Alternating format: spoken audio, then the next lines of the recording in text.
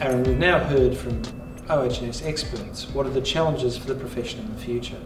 Looking from the sidelines now, what is going to be the responsibility of the profession to develop those skills, and what do you think industry will expect in the future? Look, I think a common thread through all of the work that we do is that high-level communication capability and ability to interact, not just at the shop floor level, but right through to board level, to be able to provide a clear message on what the organisation is attempting to achieve and the fact that safety does make good business. So for us, it is very much communication which is very broad, which coming out of that is around leadership, it's around engagement, it's about education, coaching and mentoring. In those skills combined with a technical capability, we see very effective safety practitioners at the senior end of organisations. But there's something that worries me, which I'd like to come back to the point that Clark made, which is we still have lots of injuries and we still have lots of deaths, unfortunately, from the very basic hazards that we've all known about for a long time. We know that in Australia there's about 450 recorded traumatic fatalities each year, and we have a strong focus on that in our safety business at the moment in Australia. But we also know that between 2,000 and 3,000 people, probably between 2,000 and 3,000 people die of disease, and we really don't have a handle on that at all. They're estimates. We don't have any proper figures on that. We don't have any way of properly analysing that and really managing that. It's something that we've just ignored for a long time. So one thing that I'm concerned about is as we improve our training and as we improve our accreditation, that we really recognise that the issues that we're going to have to deal with in the future are very different, and they're not simple, and it's not just a question of saying the employer's responsible for this and everybody, other people are responsible for this. It's going to be a shared responsibility. It's going to require partnerships. So if you thought it was hard to get people that could inspire teams to manage issues, now you're going to have people that can inspire teams within organisations, plus work more with other organisations in the community. Now for us, we know organisational change is now a fluid process, constant and increasing at a sharper level. Not just illness, but every part of what we do. So how do we teach those capacities internally in people to adjust to change, to recognise change and embrace it? So I'm not sure I agree with you, Nick. It's a responsibility of the training bodies regarding the idea of health being such a big issue. In my experience as an educator, everyone that sits in front of me in the classroom understands the problem. It's really, as we're discussing, how do we give them the skills to sell the message about occupational disease being such an immense problem. And at the moment, while the regulators focus is generally on the traumatic side of the problem, because that's what the blood on the floor is what's identifiable, they feature in the workers' compensation statistics, the disease statistics are hidden. And what we need to do is find a way of drawing the public attention to the disease issue, and I think if we could get greater degree of media attention onto the issues, that would help us sell within the workplace the message that it's a problem.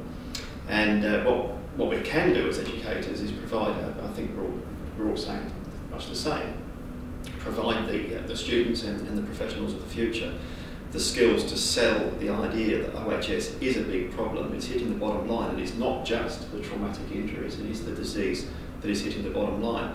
It might not be the organisational bottom line, but it's hitting the community bottom line, which in the end does impact back on organisations collectively. Steve, I think you're right about that, aren't you? I mean, the legislation pays great heed to injury, and when you look at workers' compensation legislation, say around industrial deafness, rather than deal with industrial deafness, it says the moment you notice a shift in someone's hearing capacity, that's when the disease started, for the purpose of awarding compensation against that employer.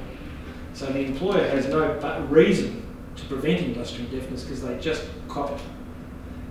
We need to have a real focus from the regulators, don't we, and from the legislation to start focusing on disease.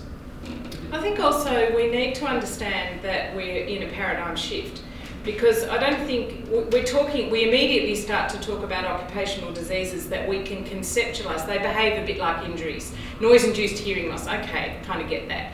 But if we're talking about lung cancer or we're talking about bowel cancer, the role of the workplace exposures isn't as clear. You know, it's a combination of factors. It's genetic factors, it's lifestyle factors, it's workplace factors. It's a mess. You know, you can't unpack it. It's not crisp. It's not clean. So I think we're going to have to think very differently about things. And one of the things, I've worked on health reform in recent years, and one of the things that became apparent is if we want to reform health, we have to give middle management skills to become reformers. So a part of a master's program that I worked on at the University of Queensland in health was to give the middle managers skills in how to do continuous improvement, in how to understand the emerging agenda and to become reformers themselves. So go back to your question of what do we have to do in training. One of the things we could do in training is say, this model isn't working so well, we think it's going to change, these are the issues, you are going to be a part of making the change, so be up for it, you know, and give them skills to think for themselves and to bring about change instead of resisting. Vicky, probably my difficulty with that is this, and that is all legislation is causation based. So the reasonable practicability test is really a common law test of negligence sort of brought back and refined into legislation. So when you can't define causation around health, where do you get the incentivisation for people to take any notice? Yeah, but you're thinking in the model that exists now. So I don't have the prescriptive answer now, but what I can say is that model is not going to work.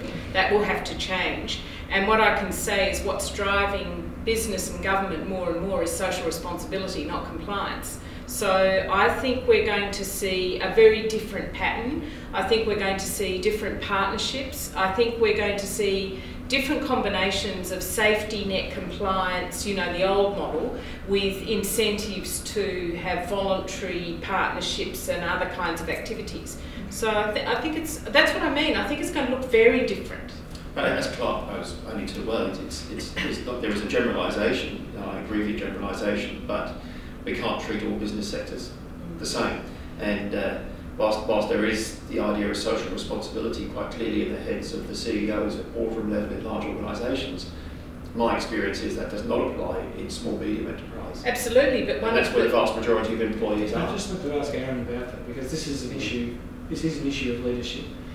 When you're looking at people coming through and you're saying, look, you would be a very, very good manager, but I need you to think about what the future. I need you to start looking at trends and projections in the future. Mm-hmm. How do you deal with candidates and discuss that issue? Look, it's an interesting topic of discussion, and I think it's something that many candidates do struggle to get their heads around, given the hectic schedules that their day-to-day roles currently exist. So we find it interesting when talking with candidates around beyond a 3 to 5 year strategic plan. It is difficult for them to conceptualise what does it look like in 10 or 15 years. So for us, it's talking about, I guess, industry-specific developments that are taking place that are forecast for the future. It's very much around industry developments and I guess the economic boom that is currently happening within Australia and the impact that will have within their organisations. Well, thank you very much. Thank you, Steve, Nikki, Clark, Aaron. Thanks for today.